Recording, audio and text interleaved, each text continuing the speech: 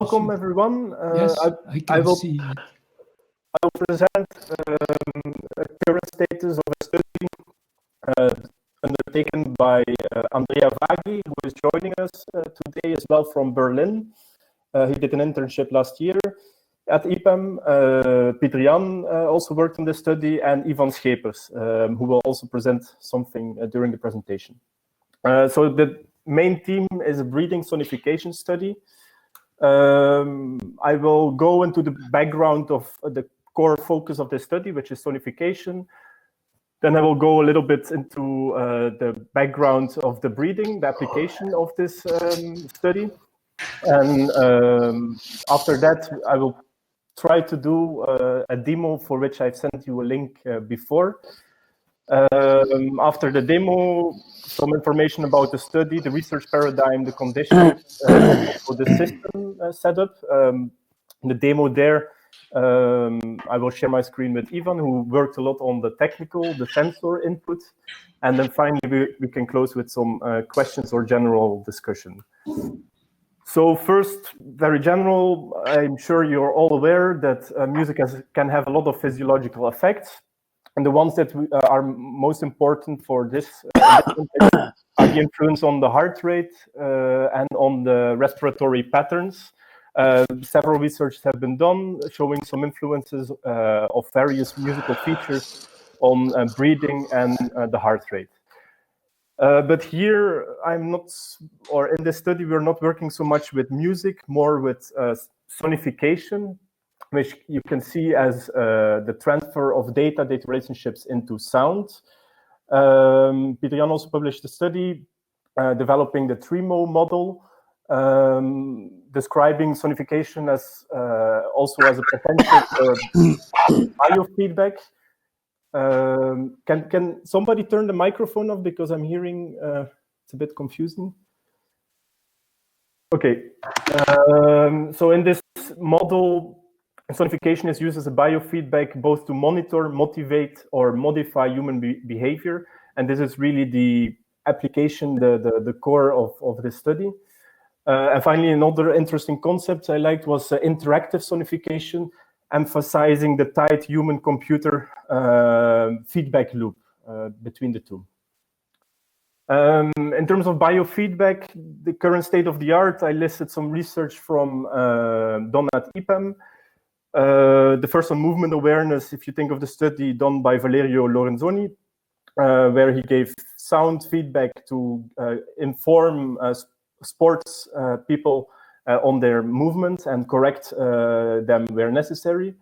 And of course, the D-Jogger application by Bart Moens, working on entrainment by changing music tempo related to gait and speed. Applied into rehabilitation context by Luzin, or manipulating, or really as a manipulation on the runner speed. Also some research at Jeska, by Jeska at IPEM.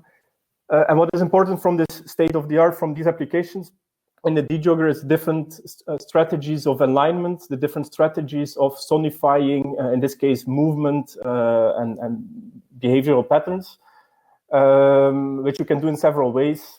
One of them being aligning tempo, so having some tempo changes throughout the interaction with the sonification.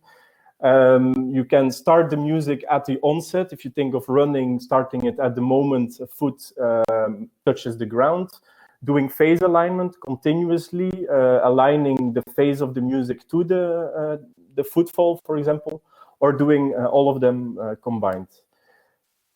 Here in this study, it's continuing with this D-Jogger paradigm, doing both tempo and phase aligned sonification, applied to breathing in this context. And the challenge there, and why we chose this application domain, is because there's a big challenge in sonifying signals that are low frequency, like in breathing, which you can have in a range of 10 BPM, for example. To do this online in real time, have a continuous signal without clear onsets. So again, as opposed to running where you have clear peaks and moments, discrete onsets of the steps. With breathing, these onsets are not clearly integrated. and sonifying spatio-temporal signals as more a general context or a description of the signals that we're using. And so, as I mentioned, we will apply it to breathing and use this as a biofeedback signal, and then more specifically for the techniques of resonant breathing and changing the ratio of inhalation and exhalation of a person. I will go into these techniques a bit later. The important thing is to remember to use it as a biofeedback to, again, modify, monitor, and motivate the behavior of a person interacting with the application. So this has a big general background of the sonification part of it. A little bit more about the breathing part. Why do we breathe? I'm sure all of us are aware. To bring in oxygen to flush out carbon dioxide, very simply put. And as a means to, as a homeostatic mechanism to keep the balance in our arterial blood. Some interesting facts that I liked about Googling is that we normally average around 12 to 20 breaths a minute. If you calculate this for an average age, I think of 72 years, you get to about 751 million breaths in a lifetime. Doing this research, I also like the quote of some yogic wisdom saying that we only have a given amount of breaths in our life. Just stressing the fact that we do this subconsciously. We're not always conscious of our breathing, but obviously we do it all the time. And also breath retention, which is an interesting thing, which will come back a bit further, is that on average we can hold our breath both after inhalation or after exhalation to about 30 seconds. Just as a side fact, to illustrate the huge range to which we are capable, the maximum, the record is 22 minutes of holding your breath for a free diver. Okay, so some information about the physiology of breathing, and more specifically the link between breathing and the heart. There's a strong link between breathing and your heart rate. Through a mechanism which is called respiratory sinus arrhythmia. And this indicates that when you inhale, your heart rate will go up, and when you exhale, your heart rate will go down a bit, again, to have a more efficient mechanism of keeping the balance of oxygen, carbon dioxide in your blood. This fluctuations of heart rate is described by a measure called heart rate variability. I will come back to this also because it's a very interesting and informational measure used in a wide range of research. And this breathing, this fluctuations of heart rate has a strong link to the autonomic nervous system, more specifically the sympathetic and parasympathetic activity, or the fight or flight response, or for the parasympathetic, the rest and digest. We can imagine, I think we're all aware that when you start hyperventilating, you will increase your sympathetic response, going towards a more alert and aware, energetic state. While if you slow down your breathing, you are more talking to this parasympathetic response system, where you're more going towards a relaxed state. Also, research has been done, obviously, that breathing has many entry points into therapies or exercises of mindfulness through the mechanisms of attention and body awareness. Just one of the first instructions that someone will give you when you start meditating is to pay attention to your breathing and have an internal focus on your breath rate and breath inhalation, exhalation, to go to a more mindful, focused state. So I mentioned this heart rate variability. It's a very interesting measure. Of course, there's a lot of research on this measure and the influence on our physiology, but just to say that it's a measure for context-appropriate responses, an ability to adjust to the environment. So it can indicate how well we are adjusting, talking to the sympathetic, parasympathetic response systems. And is a sign of cardiovascular health. So more specifically also that the more variability you have in your heart rate, the healthier you actually is, because this variability is a positive sign, meaning you are more capable to deal with contextual factors. So, for example, on the right, on the top, you have a heart rate. So it's a heart rate on the y-axis, fluctuating around 58 beats per minute. But you see on the bottom, during this resonance breathing, which is a very slow breathing technique, you see the heart rate variability fluctuating much wider. And as I said, it's a sign of a healthy behavior of your heart. Maybe I can just say I go into detail here because this will be the measure that I will be using during the study to measure the state of relaxation using our sonification feedback. Then breathing, I will not go into. I'm not the expert, but just to say that there are several disorders that you can describe your breathing patterns. The most important ones are hyperventilation and hypoventilation. Hyperventilation, very deep and fast breathings, while hypoventilation, shallow breath and rather slow. So having more like too much oxygen, too much fluctuation in your breathing than or too little. An interesting research also by Morayevi, I think, was how she looked at the breathing patterns during information work. And after reading this research, I'm much more aware that when I'm writing or reading at my computer, I also notice that I actually go into a much more shallow breathing pattern. So also here, it can be, let's say, good to motivate or help people breathing more healthy during their work at their computer. And then many research has been done also, like really trying to pinpoint the positive effects of breath regulation. So conscious, voluntary breath regulation. An interesting one that was done by, I think Hassan gave a review on breath regulation for pain reduction. It was mentioned previous think tank a bit. Research supervised by Professor Van Diest from the KU Leuven, with whom I had a contact. I invite her for this think tank. I'm not sure if she's present here, but breathing regulation for pain reduction can be and has been shown to have an actual positive outcome on the pain management and pain management therapies. Okay, so I talked about this brain regulation, two main categories, talking about the conscious control of respiration, and training to an external stimulus, such as a sonification application is the one we have here. Then when you talk about breath regulation, most of the literature and let's say medical techniques center around three core principles. The first one is resonant breathing, developed by Lehrer, which is really slowing your respiratory rate to attain a so-called resonant frequency to maximize the amplitude of this RSA, this respiratory sinusarrhythmia. So you slow your breath to your resonant frequency. Also interesting to notice that this resonant frequency is individual, so it can vary between individuals.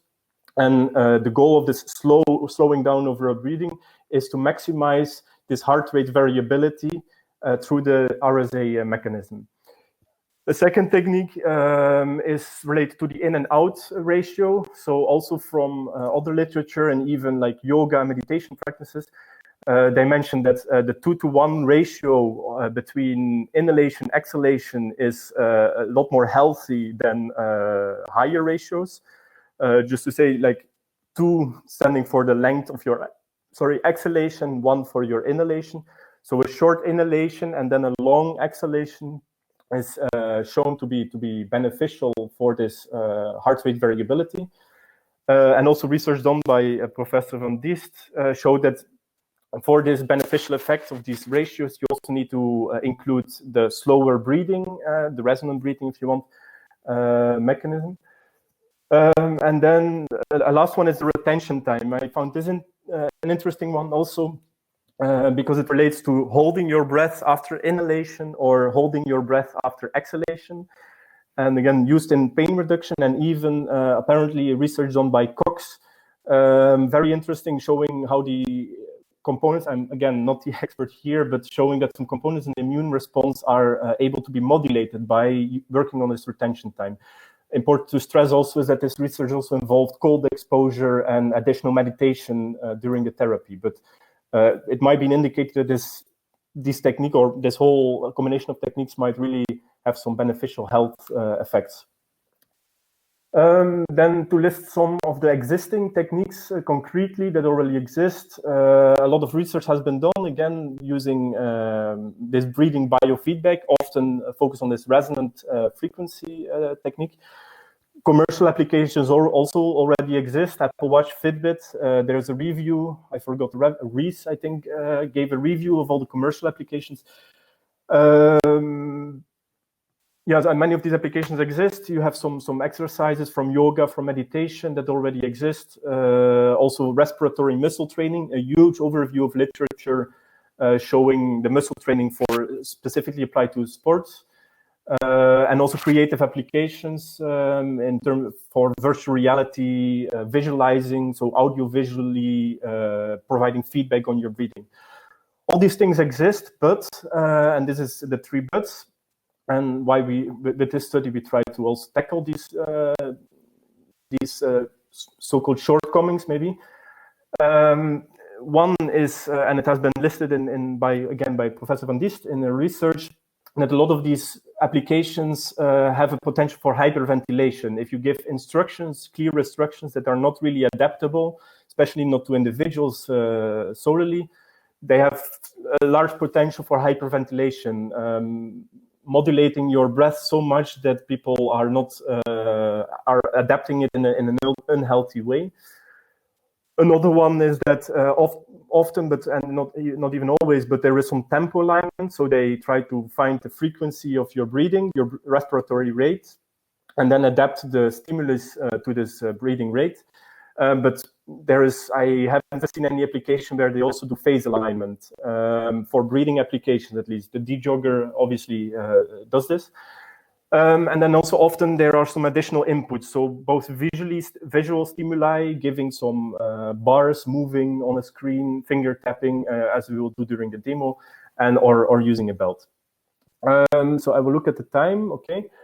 I will try to do this demo. It's like a huge experiment to do it in this setting. I will go back to the meeting room. I hope people are still here, okay. So I propose that we take like 7 minutes where people can do this, the demo themselves. I send the link for you to download this application. You just open the application, use the arrows to indicate the start of your breathing and the end the start of your inhalation and the start of your exhalation. You can click on the binaural button to choose binaural sound or noise. I make a distinction that the PhD students could choose binaural, the rest can choose a noise stimulus. The recording button doesn't work, apparently. I found out today. And you can just click start for a 5-minute sessions going over several steps of synchronization. So I say, like, I will come back to this meeting room at, let's say, 2:04. And after which I will continue with my presentation. Bavo, maybe you can give some more explanation about the synchronization that will happen. Before the demo? You want to do it after? Yeah, I was thinking to do it after, so to not inform my participants, my digital participants, too much about what's happening. So and the left arrow is inhaling, eh? Exactly. So left, I can maybe show. Wait.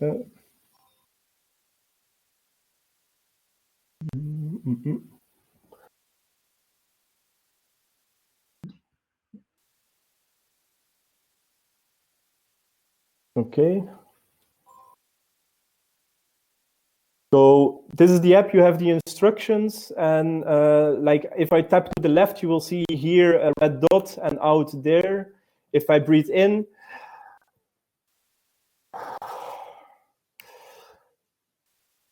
I'm now hyperventilating, but okay, this is the purpose. You can choose the sound, noise, or binaural, and then just press start, and you will have 5 minutes where the application will start. It will start synchronizing after you've done, I think, 3 cycles, because it needs to record your tempo.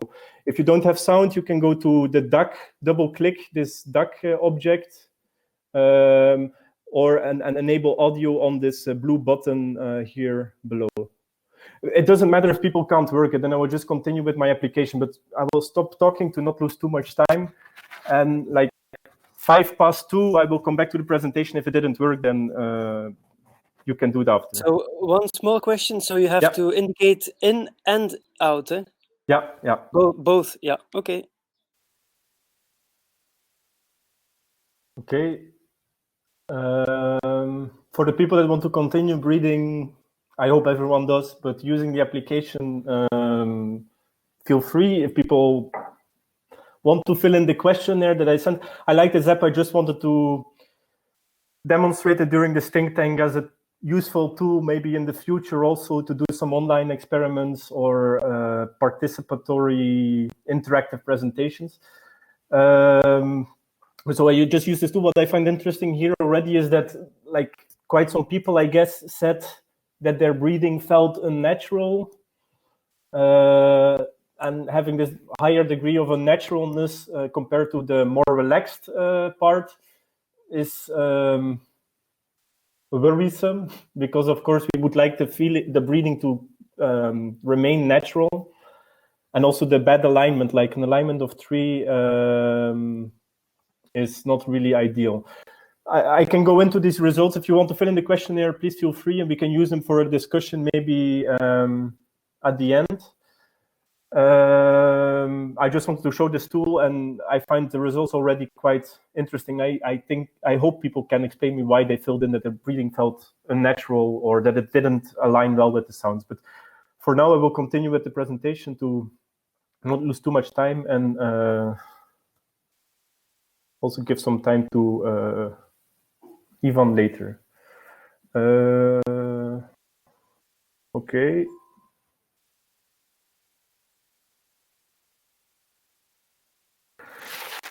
Okay, so I will go back to the discussion, but maybe I will first continue the presentation. So I hope you all experienced the demo a little bit, and it was okay. It was clear and not too difficult to do. I will now dive into the actual concrete study surrounding this application. So some research questions. The first one being really related to the more technical part. Does the method and prototype allow the breathing to be synchronized and sonified? Technically, is everything working correctly, and is there a synchronization and adaptation, both of the program and the breathing itself? Brings us to the second question: do people actually spontaneously entrain to this biofeedback? I put a question in the small questionnaire before also concerning this interaction, and I got this comment before as well, that people start interacting with the sonification. I don't know if this is a bad thing, but it relates to this question of spontaneous entrainment, and relates to this question also, does the choice of sonification, like this binaural stimulus or just static sound, have an influence on the experience and on synchronization itself? And then finally, to what extent can we also steer the spontaneous breathing and the resultant influence on the subject physiology? I will come back to the steering because it is the modifying behavior. And in the demo, I added, like the last minute, some modification or attempt of the biofeedback to steer your breathing, slow it down. I will go a bit into detail later on how this was implemented. So with this research question, some hypotheses are that people actually spontaneously entrain. I made the hypothesis and questions obviously simpler for this presentation. They're not really so concrete as they are in the notes that I have. But yeah, do they entrain faster and more enjoyable to, like, for example, a binaural soundscape and then to noise? Has this choice of stimulus an influence on that? And then the hypothesis is if we can actually slow people's breathing down towards the resonant frequency and adapt their inhale-exhale ratio. And then related to these things are, to this hypothesis is, if you have a significant influence on the heart rate variability and on measures of relaxation. And importantly, as a contribution compared to existing systems, is that the hyperventilation aspect is reduced compared to rigid biofeedback. So technically, I will not go into detail. You can see the think tank of Andrea Vaghi on our YouTube channel, where he explains this into detail. He was the one developing the technical system behind it, to which I made some adaptations for the current study. And then now, like, okay, now you had the input with the arrow keys, but we have been working, and Ivan, most, if not all, has been working on the design of a sensor to actually have this input signal instead of using arrow keys or manual coordination. Work on a wind sensor. I will give the screen the word to Ivan. So Ivan, if you are ready. Do you hear me? Yes, perfect. Okay. I don't see you, huh? You don't see me? No, you have to enable the camera on the bottom of the screen. The little icon, two icons next to the microphone. Okay, now you see. Okay. Well, Bavo asked me to give a short explanation about the hardware, a short overview of the hardware that we until now developed for this.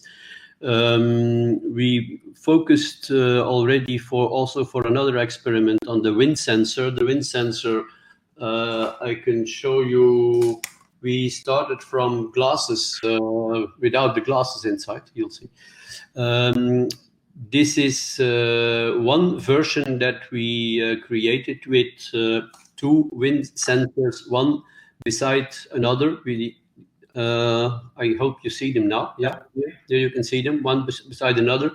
During our experiments, we found out that there is a difference between mouth from the mouth breathing and the nose breathing. The nose breathing has two channels. That's the reason why here we already put it two sensors, because from the mouth it's coming in one bundle, from the nose it's two bundles. And if we put only one sensor in the middle, we have less censoring results from the nose breathing. This is a bit in the past already. A second version, another version that we made is, for example, again, starting from glasses with three sensor points. A bit high, yeah, perfect. Yeah, okay. So there is only one, I only put it one because I recuperated the others from the side.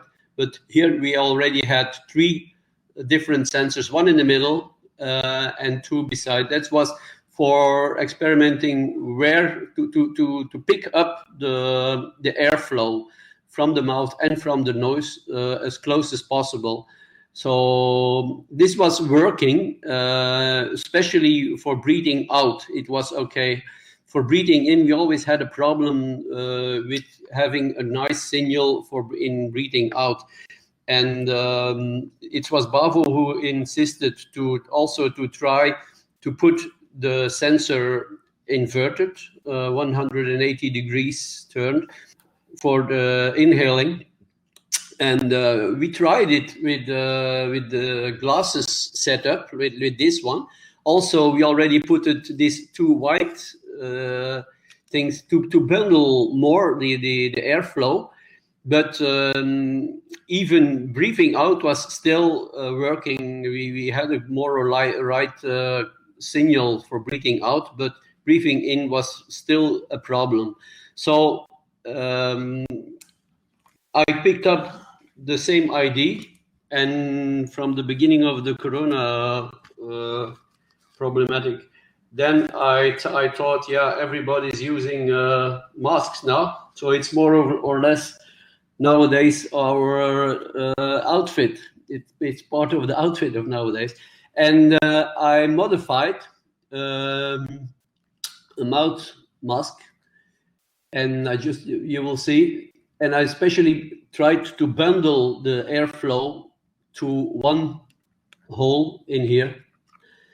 I try to show you that I put two sensors, one backwards to the other one. So there is one in one direction, the other one is just covered by the first one.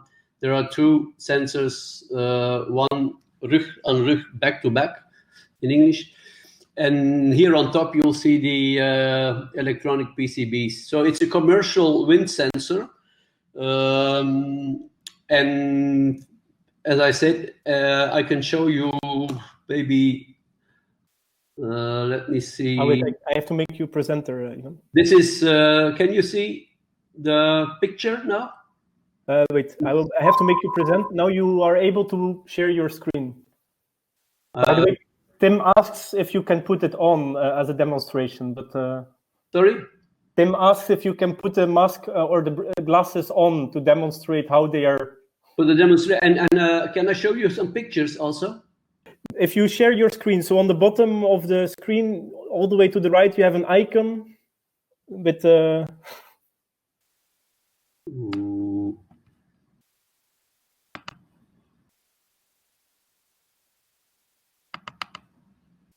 Do you see the icon? I think so. Share. Deal. Yeah. Okay. Then it's waiting. There's no reaction. If you click scherm delen, you have to... There's a pop-up, and then in that pop-up, you have to select the screen, and then OK. That working? No. I will go over the steps maybe. Wait. I know. I think it's coming now. Ding dong. Dealing. Yeah. Okay. Yes. This later. Where are my photos? You see it now? The picture? We see your browser, not the picture yet. So we see your Google Chrome. What do you want to show? Well, I took some pictures, close-ups from the. I think you're just sharing your Google Chrome browser, not your whole desktop. So then you have to do it again. Click again on screen sharing, stop the sharing, and do the steps again. Yeah, click on the bottom indeed.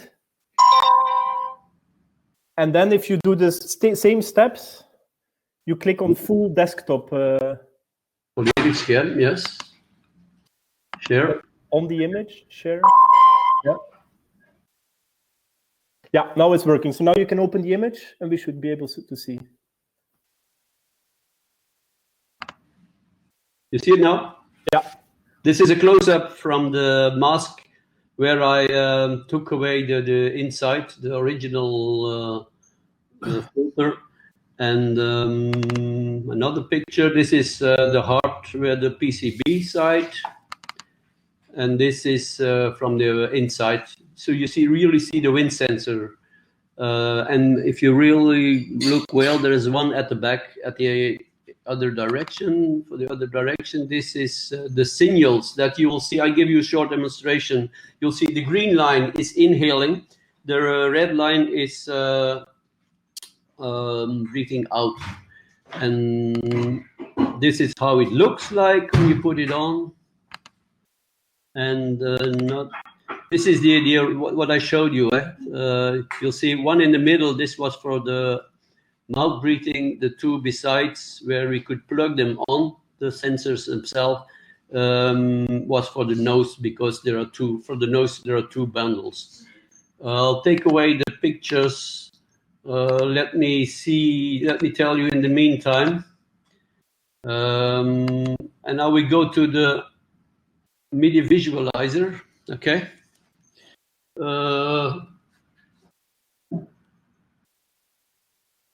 Maybe something, the wind sensor, the principle for the wind sensor is, in fact, it's a measuring system. It measures the energy that is necessary for the temperature, bringing the temperature to the original position. So when the wind is passing by, the sensor is cooling down, and then they measure the energy that is necessary to warm it up again. I'll put the sensor on now. I hope you see the MIDI signal visualizer now. Yeah. You will see that it will take some time to normalize. I'll stop talking and just breathing in and breathing out. Again, the green line is breathing in, the red line is breathing out.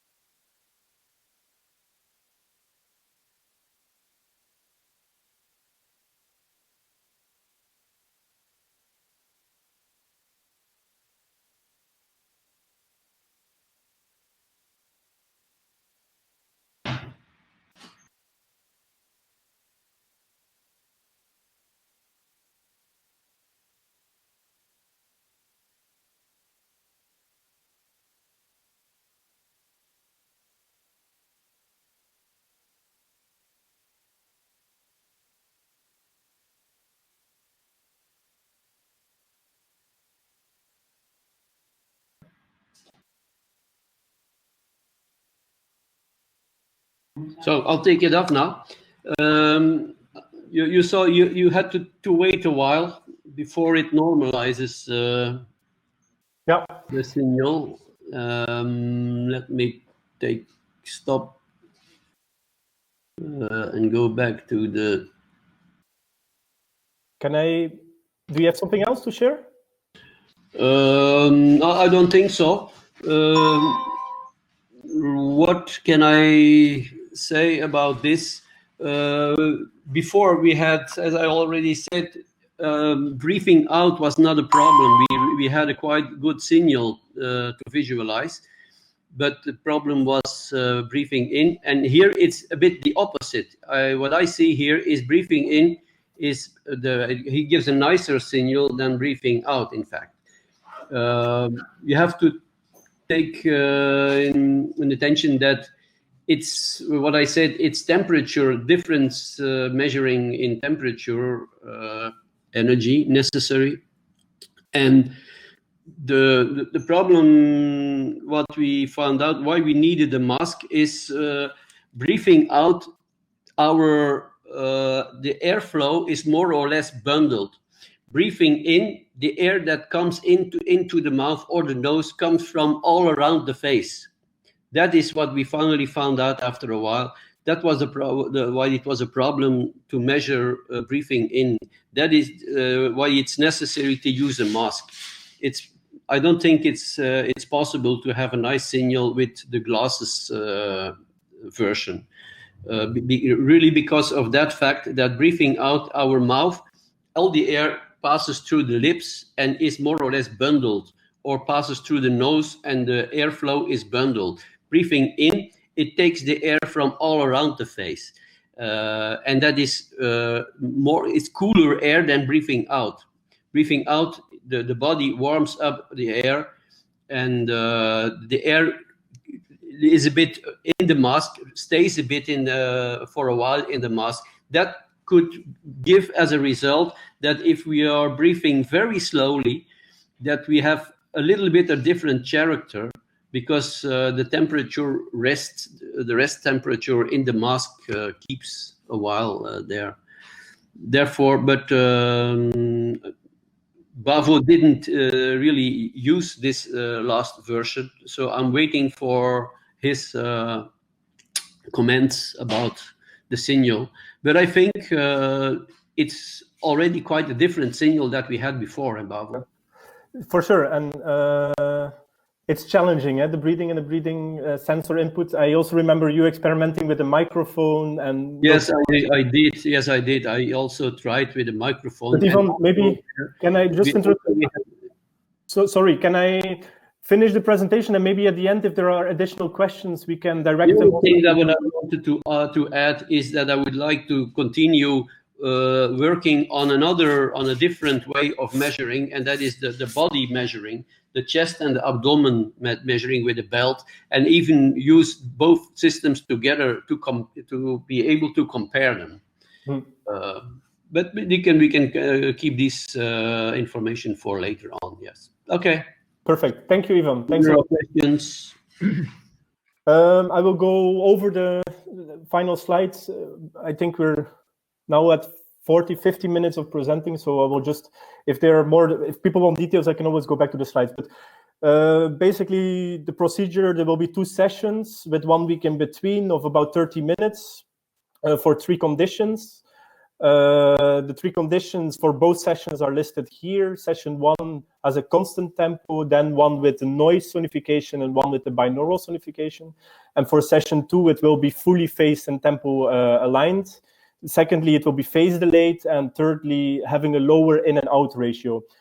Just to mention that in the demo that you hopefully were able to do, there was also some phase delay towards the end. So the last minute of the demo, you should be able to see the sonification model shift, I think 15 degrees to the right. So the sound will come after you tap the breathing. So hopefully inducing some slowing down of the breathing. You can also vary the tempo, obviously, and make the tempo always a little bit lower than what it is actually defined. And with lower in and out ratio, you're varying the sonification model by changing the sonification model inhalation, exhalation lengths, which I didn't apply in the demo. But yeah. For the sonification, the first one is simple. It's just the frequency modulated filtered noise and also amplitude modulated. And the second is looks more complex, but isn't really. It's binaural sound using an ambisonics encoder and decoder, and also importantly having some parameters for the reverberation like room size and damping. I can go into these if you want. For the measurements, as I mentioned, heart rate variability, all the parameters of the respiration, and some questionnaires concerning relaxation, and also the questionnaires with clear indicators of hyperventilation afterwards. So I made some questions beforehand. If you like, I can always go to them. To keep this meeting within 1 hour, I would say like we have 5-10 minutes if people want to leave, they leave. But for questions, and also I can show the results of the questionnaire if you like. But so if anyone has a question, you can always ask me in the chat or over the microphone. Or if everything is clear, I will go to my questions.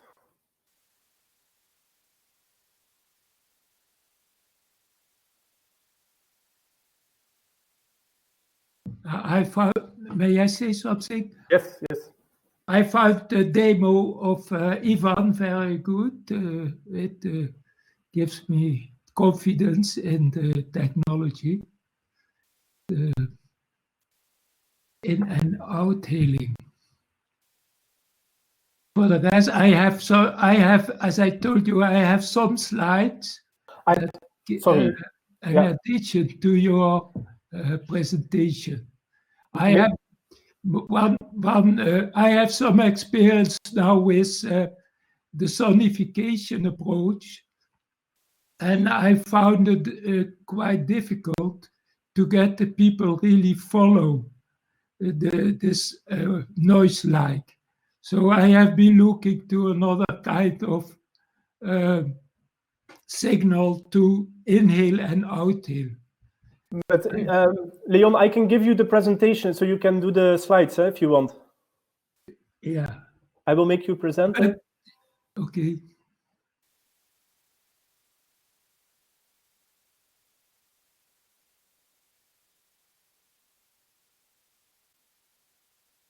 Do I?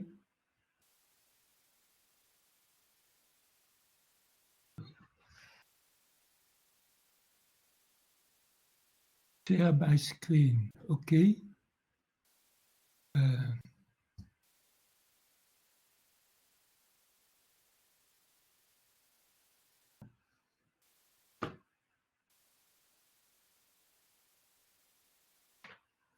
Do you see this? No, we don't see your screen yet.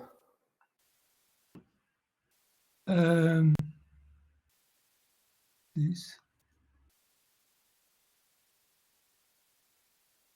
I don't get it. Share your my screen. Here.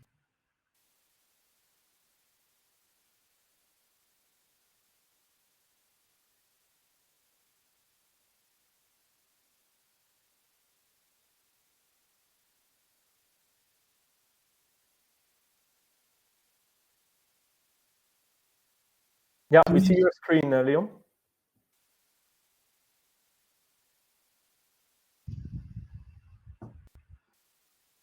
Do you see this? Yes. This video? Yeah, I remember from your previous presentation. Yes. So this was to show that heartbeat entrains to the breathing. This is what you see as the result of a sweep of the breathing, dus a guiding sound with sonification, and the subject has to follow this sweep, and the sweep period goes from 2 seconds to 14 seconds in 12 minutes. And what you see when it is fast, you see that there are about three beats, heartbeats in one respiration period. And when you go further, you see 4 and 5. Here's 5. And then here, towards 8 and 9, there is a very big amplitude in the RSA. You have big differences in time between inhaling and exhaling. Mm-hmm. In this picture, you see the result of the entrainment. This the sweep in horizontal direction. The black line is the respiration period, and you see that there are periods here. For instance, it goes with a fourth subharmonic of the breathing period. Here is 5, etc. Here is 7. Mm-hmm. Okay, the following is there is I found a publication in which they measured the resonance. So there is a frequency of the breathing period of about in the neighborhood of 6 breathings per second, between 5 and 6, in which the RSA has the biggest amplitude. It's the resonant breathing. It's Lehrer also, one of the authors who... Yes, and they have an interesting result here, namely that the period resonance depends on the your length of your body. This picture here, this is in inches, the height of a person, and the resonance frequency, and you go. It is so if you are taller, you have a longer period. As this is beats per minute of the breath period. So here you have a slower tempo. I have made another picture of this. It's a lot of data, Leon. I am nearly finished. Wait. No, I don't see. I don't see it anymore. Shit. I lost it. So I will stop. What I found is that I am very much into this picture with my resonance. But what I said, I don't like very much anymore the sonification because I saw that people didn't follow it, and I have been looking at another way, other possibilities to study how to guide the breathing, and I do it now like this as a possibility.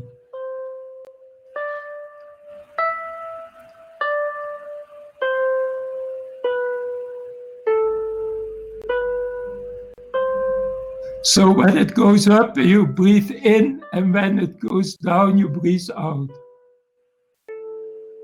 Okay. Is that clear? In terms of stimulus, yes, but the relation to the data, not so much, to me at least. Now, what I just found is that the resonance is about at 8 heartbeats, 8 or 9 heartbeats per second. But it varies a bit between subjects. So this stimulus was 8 heartbeats per breath period to reach the resonance. Okay. That was my new idea, along which I am experimenting at the moment. And I have seen, I have now this watch, this Garmin watch that tells me my stress. And I see that with the resonance is really the stress is going down on my watch. Thank you, Leon. We have some questions also in the chat that are a bit too complicated, and like Kelsey is bringing up, like I'm trying to listen and read at the same time. Thank you for the additional stimulus, Leon. Yes, of course, I think varying the stimulus is interesting. It's also something that I've been working on in terms of the binaural noise sonification, but still I prefer something, let's say, more natural, and also using sound that resembles the breath itself to have this sort of intuitive, implicit feedback. If you are more going towards instructions, you have a risk of going more towards hyperventilation or modifying it too much. Kelsey asked something about the intention to learn a breathing pattern and then to keep it steady or manipulate it slower, and if there is some variability retained. And so I answered no, there's no explicit learning of a breathing pattern, but what is happening is that the system is synchronizing to any rate that the person has. So it is individual in the sense that it synchronizes to every person's individual breathing, and after that, once it's synchronized, to try to slow it down by manipulating the phase delay. I should have made an image actually to illustrate this, but so it's not recording a specific rate per person, but synchronizing to every person's rate. And then Max asked not really complicated, but I mean detailed question about heart rate variability and the measures that I plan to use. I know that there are like a lot of measures, and I had a course on this type of analysis. Leon, I will make my screen back because it's distracting a bit. And I think like the main or the first thing that I will do is look at the frequency domain. I'm sure you're aware that having the ratio of high frequency versus low frequency heart rate variability rate tells something of, top of my head, I'm not sure again, but parasympathetic activation or vice versa, the sympathetic. I'm using I'm not, let's say, in the design so far, it's a frequency analyze. And like Luzin brings up more nonlinear techniques like DFA. Yes, for sure, I'm interested in that. As you probably are aware that I like working with nonlinear analysis techniques, recurrence plots, things like this. And also heart rate variability in the standard analysis package, Cubios for heart rate analysis. There is a whole section dedicated to nonlinear analysis techniques. So,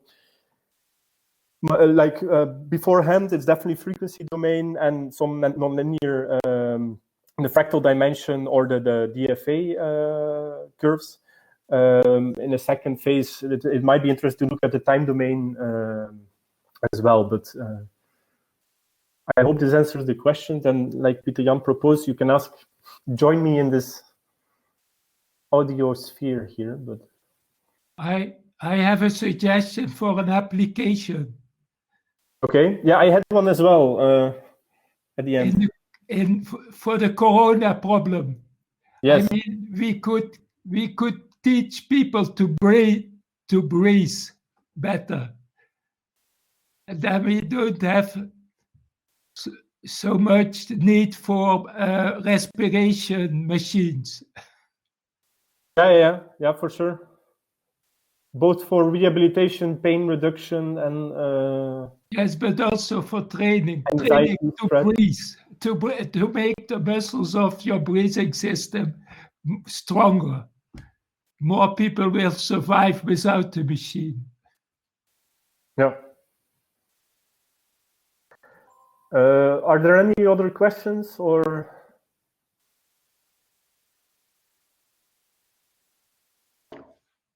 Or if anyone would like to comment on the data, the replies that I gave? Yeah, maybe if I can come in. Yeah. What I experience if I do the demo is that sometimes if you're not yet at a kind of, let's say, a kind of regular level of breathing, that sometimes it's confusing because the sonification is changing, and it's a kind of back and forth of changing. So I would suggest to wait for the detection of some regularity in the breathing before actually giving the sonification. Yeah. Because it's very tempting to adapt to what you hear, but if it's not yet what you actually want, then it gets a kind of back and forth, which and that can explain probably the results. Here, yeah. For instance, my breathing felt unnatural. Too much forcing again. It was also a comment from feedback from Bart, who told me to only start synchronizing, so coupling both, because the first minute there was no synchronization. It was just tempo detection, no phase alignment. Suggestion of Bart to only do the phase alignment after a minute once people are adjusted to the thing. But your suggestion is to go even further and only have the sound audible after people are in a more steady breathing rate. Yeah, at some point of regularity, so wait for that. Yeah. And then another question. Sorry. Maybe I can first. Yeah. So it's probably very also person dependent. Let's say the proportion between in and exhaling. Some say it's 4 seconds inhaling, 6 seconds exhaling, but sometimes it's 3 to 7. So I'm wondering whether there is a method to kind of for individual decide on a more optimal pattern. So one thing is that with the mask, if you have a continuous input, you will have this already to some extent, because, for example, if people are inhaling like much slower than they are exhaling, if you have a continuous alignment using a continuous signal from a wind sensor instead of just discrete taps on your arrows, you will already have this sort of individual alignment. Yeah, but it's a kind of it's not per se the most optimal proportion. You mean an optimal as the goal to which we would like to modify? Yeah, literature says 1-2 ratio and 1-2.3, I think, to be exact. But true. But then, it's a proportion, but it's then 3 seconds to 6 seconds, or is it 4 seconds to 8 seconds? So somehow it should be, I think, of interest to know on an individual level what works best for an individual. May I say something? I have the data that I have of 24 subjects in Colombia, where they do spontaneous breathing over 90 minutes, I see a tendency to keep the inhaling constant. It's nearly always the same, but the exhale is adaptive. It can, when the rhythm of the breathing changes, it is mostly in the exhale. Okay. Okay. It's like when you talk also, you have to breathe quickly, inhale, and very slowly produce your exhaling over the sentence that you speak. So I think this automatism. What I maybe can also say is if I do the breathing, so you know, you have a kind of target. Let's say you want to breathe in 4 seconds and then breathe out 6 seconds. That it would be nice to have a kind of discrete event, and that's why I liked the more musical feedback of Leon very much, because if you have a discrete indication, a kind of regularity, a kind of pulse, then you can put your attention to that as a kind of timing reference, so that you kind of there's always this trade-off balance between instructions, giving instructions, and having an implicit entrainment. I am more towards the spontaneous entrainment for people, for example, when I'm working on my PC, to have a stimulus and to adapt my breathing towards something more healthy without really following an instruction. Because with this instruction, like all the research, instructions already exist with Apple Watch, Fitbits, and so on. Yeah. With these instructions, you always have the risk of going towards some hyperventilation or forcing a person into something that they don't like. Well, if you do this implicit notion, I can imagine, definitely not a health expert, but that it's more healthy to do something like I will not unconsciously force myself into weird. Yeah, but I don't think it needs instruction. For instance, again, to the example of Leon, if you have a kind of musical phrase, then you can use that also to regulate, because sometimes you want to hear the end of the phrase. And so you can maybe apply it into some kind of strategy also to modulate the length of breathing somehow. But I have the feeling some that's a kind of discrete pulse would help for an individual, rather than the just breathing sound. Yeah, okay. I noted it down. Musical phrase stimulus, and also in the first design, I added the gong sound to indicate the start of every breathing. If I'm not mistaken, also, and the Gregorian chants also somehow incorporate breathing patterns. What chants? Sorry.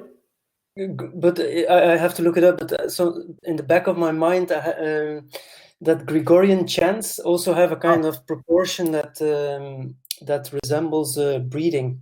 Okay. I haven't read or seen this, but I'm definitely interested. I have a PhD on that from Cambridge. I was in the jury. How many PhDs do you have? But maybe like one final question, because else we're maybe captivating 20 people in this. No? Well, no need to rush, I think. Okay. Because we have Andrea asking a question, he and Luzen also. Shall we continue? Yeah, sure. Yeah. So Andrea, and you try to say something. Maybe it's easy because you have a long question, but maybe by microphone it will be easier. Yeah, can you hear me, Bavo? Yes. Hi.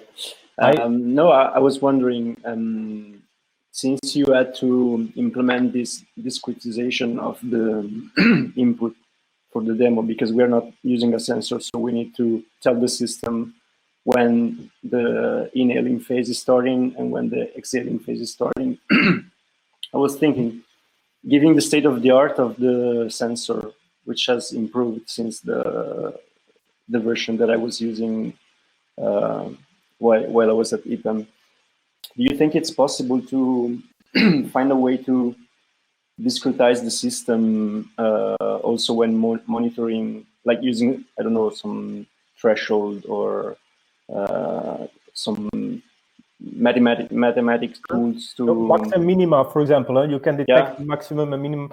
And why would you do this? No, I was wondering if this could help somehow to have a clear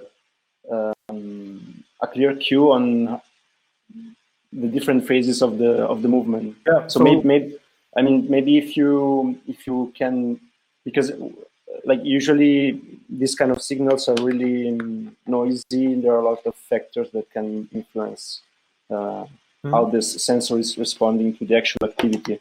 So maybe if there's a way, I don't know, I'm just asking and and asking if you ever thought about it. Maybe if there's some way to discretize the signal, like it happens, for example, with the D-jogger, in which you have discrete cues for the activity using pressure sensor and accelerometer and whatever. Maybe it can be easier to control the actual phase alignment and. Yeah. No, I think and thanks. The phase alignment is quite okay. I mean, the algorithm behind it is not that difficult. But what you are suggesting actually answers a bit, or answers I see as a bit of a solution to what Peter Jan and Leon were marking. To have some indications of a pulse or this musical tone that Leon was using. You could use this feature detection of, for example, maxima, minima, or zero crossing or whatever. If you sonify these clear positions by a sound, you will have some sort of musical frame. Okay, yeah. So I thought that the problem Andrea was addressing was discovering in the signal of breathing the reference points. That is a difficulty. Yeah, it was one of the main difficulties that I was facing as well while I was developing the system. So in the end, we figured out a way to overcome a little bit this problem using the model. You remember when we were recording some breathing cycles and averaging it and use it as a reference for the reference to the system to detect the highest point and the lowest point. So in order to perform phase alignment between the two oscillators, and that one was a first attempt. But I think, or it can be an option and it has to be tested and whatever, that having a clear set of discrete cues in the incoming signal could really, I mean, the algorithm can benefit from having a discrete set of cues. Or maybe it's just like for example, Andrea, one because no, because for example, while I was using the demo that you sent us, like with respect with my implementation, I found it really more stable. I mean, or maybe it was just because I'm more used to this kind of stuff because I was working with it for some time.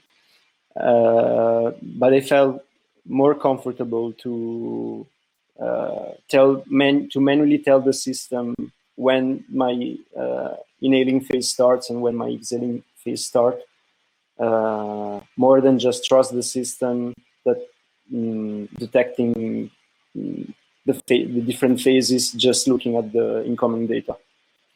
So it was sort of a feedback. Are you following me? Like, I mean, Yeah, no, and still very unclear. Okay. What Leon is saying is right. It was like you circumvented or recircumvented the problem by doing phase alignment and doing the correlation, doing a cross correlation to detect exactly somehow the position of the phase.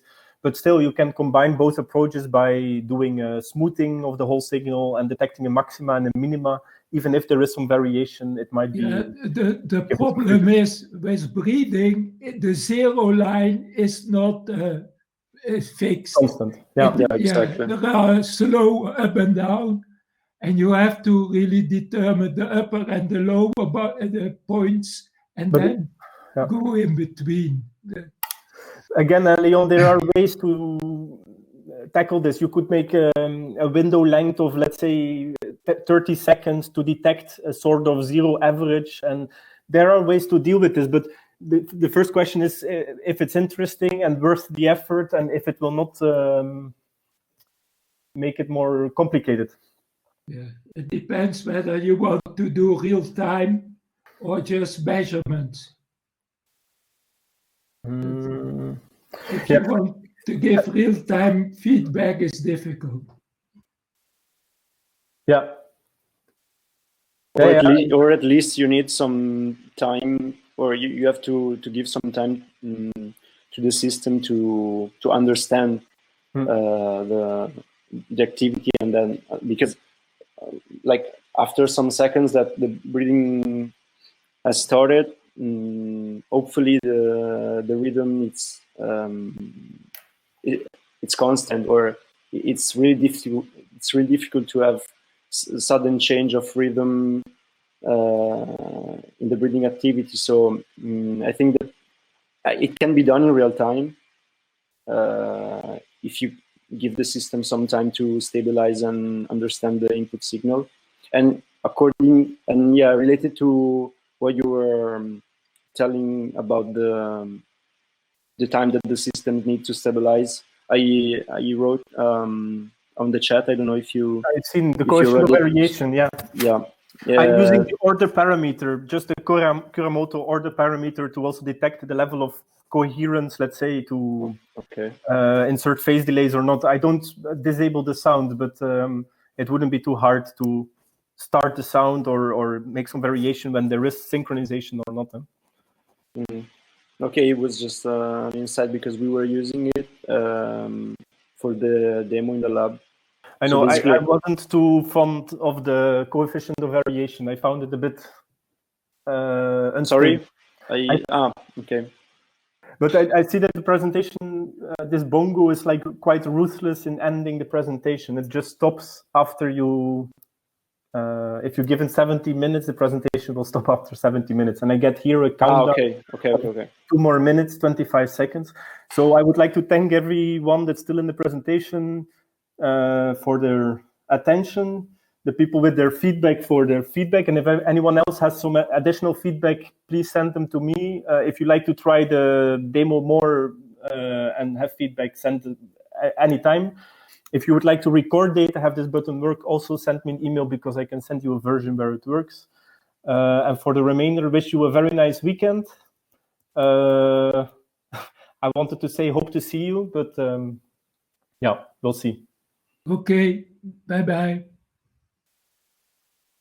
Thank you. Thank you. Yeah.